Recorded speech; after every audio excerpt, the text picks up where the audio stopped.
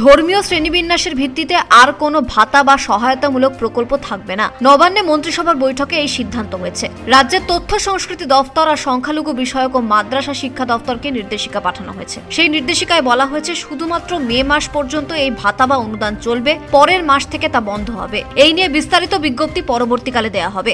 2026 সালের 1 জুন থেকে পশ্চিমবঙ্গ রাজ্যের সমস্ত সরকারি বাসে পশ্চিমবঙ্গের মহিলাদের জন্য বিনামূল্যে পরিবহন প্রকল্পের নীতিগত অনুমোদন।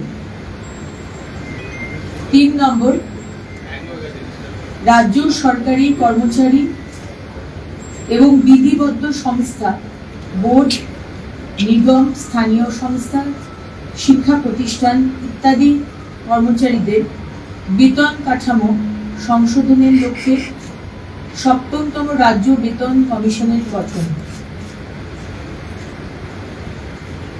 নেক্সট, তথ্য ও সংস্কৃতি বিষয়ক দপ্তর এবং সংখ্যালঘু বিষয়ক ও মাদ্রাসা শিক্ষা দপ্তরের অধীনস্থ ধর্মীয় শ্রেণী বিন্যাসের ভিত্তিতে প্রদত্ত সহায়তামূলক প্রকল্প সমূহ বন্ধ।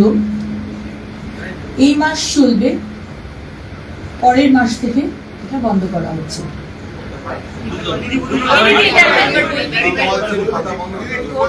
ডিটেলস নোটিফিকেশন দেওয়া হবে, তখন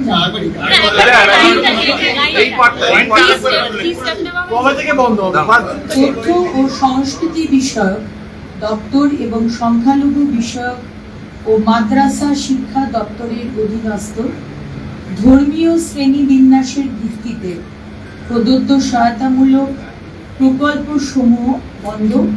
এই মাস চলবে, পরের মাস থেকে বন্ধ করা হয়েছে।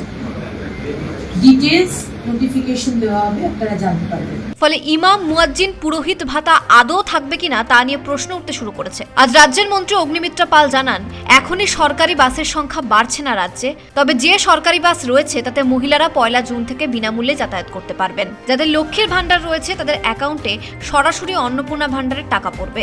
বাংলায় সরকার বা সরকার পোষিত সংস্থার ওবিসি সংরক্ষণ নিয়ে নতুন করে সিদ্ধান্ত গৃহীত হবে। মন্ত্রী বলেছেন, নতুন করে এনকোয়ারি করা হবে, তারপর সিদ্ধান্ত গৃহীত হবে। ব্যুরো রিপোর্ট, পূবের কলম ডিজিটাল।